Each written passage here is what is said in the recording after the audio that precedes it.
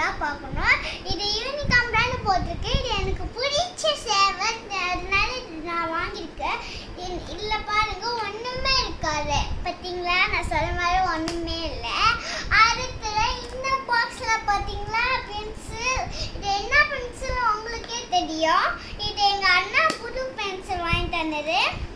அதுக்கப்புறம் இங்கே பாருங்க, இதை பாருங்க. இது ஒன்று இது உத்து பாக்ஸ். நீங்கள் இதை பார்த்துருக்கலான ஃப்ரெண்ட்ஸ்.